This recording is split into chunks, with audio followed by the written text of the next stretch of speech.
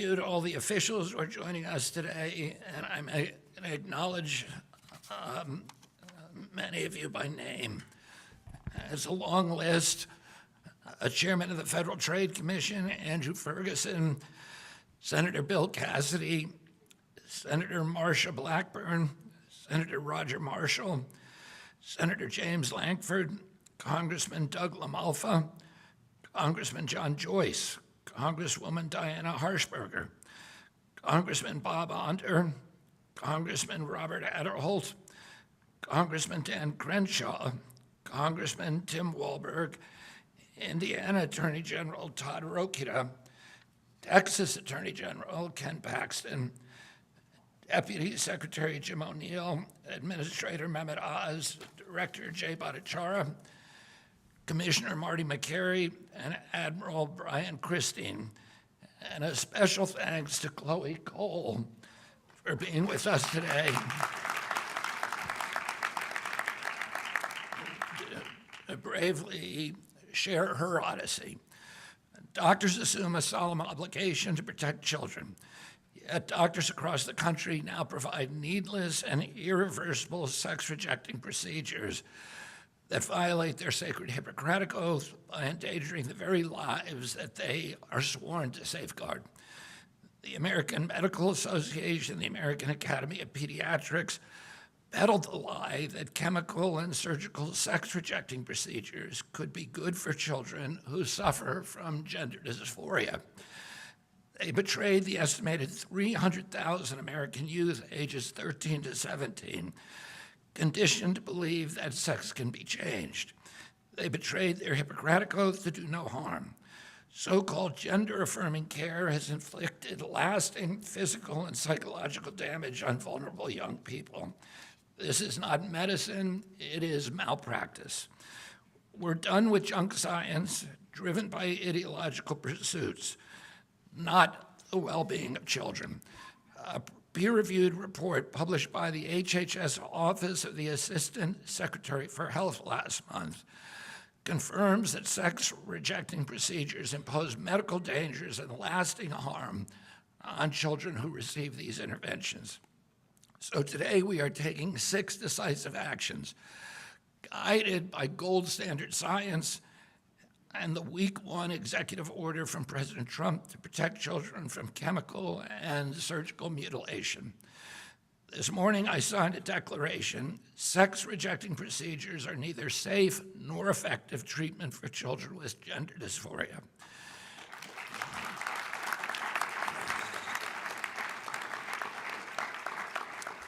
These procedures fail to meet professionally recognized standards of care. Medical professionals or entities providing sex-rejecting procedures to children are out of compliance with these standards of healthcare. This declaration is a clear directive to providers to follow the science and the overwhelming body of evidence that these procedures hurt, not help, children.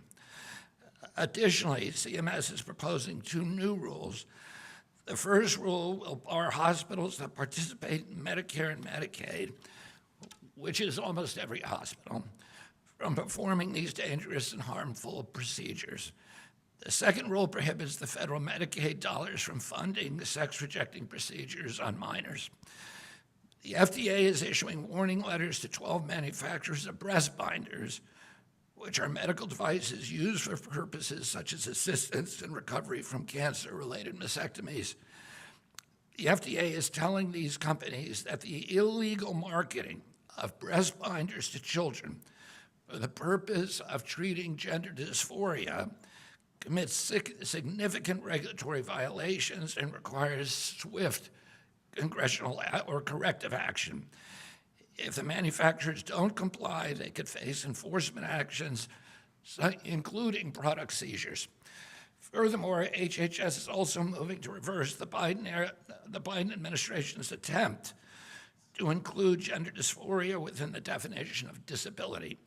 My uncle, Ted Kennedy, was the primary author of the Americans with Disabilities Act and of the 1978 amendments that strengthened the Rehabilitation Act. The Biden-era amendments that designated gender dysphoria as a disability serve the commercial interest of a predatory, multi-billion-dollar industry that betrayed the original intention of those laws, engendered widespread public resentments against those laws among the American people, and discredited the statutes in the public mind.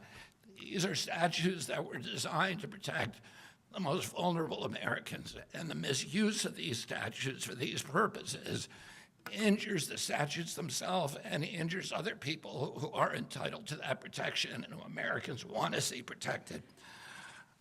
Our proposed rule will reassure recipients of HHS funding that policies preventing or limiting sex-rejecting procedures do not violate disability non-discrimination requirements. Finally, our Assistant Secretary of Health, Admiral Brian Christine, today signed a public health message to inform healthcare providers, families, and policymakers that current evidence does not support claims that puberty blockers, cross-sex hormones, and surgeries are safe and effective treatments for pediatric gender dysphoria. These announcements are grounded in evidence and shaped by compassion. President Trump has made child protection a national priority. The Make Our Children Healthy Again strategy demonstrates that commitment. Sex-rejecting procedures rob children of their futures. The Maha Commission strategy report calls for an end to over-medicalization of our children. Unnecessary medical interventions drive big money interests that push sex-rejecting treatments. Today's revenue for sex-rejecting drugs and surgeries in 2023 were estimated in one study to exceed $4.4 billion and on track to exceed $7.8 billion by 2030. One doctor was recorded callously describing sex-rejecting procedures as a big moneymaker. Hospitals rake in millions of dollars by convincing boys and girls that a lifetime of off-label prescriptions for estrogen and testosterone blockers, chest reconstruction surgeries, and more are the only way to achieve true happiness and belonging in life. It's wrong. The Trump administration will not stand by while ideology, misinformation, and propaganda push vulnerable young people into decisions they cannot fully understand and that they can never reverse. On my watch, HHS will stand for radical transparency and informed consent. We follow the evidence, we employ gold standard science, we honor the moral obligation to do no harm.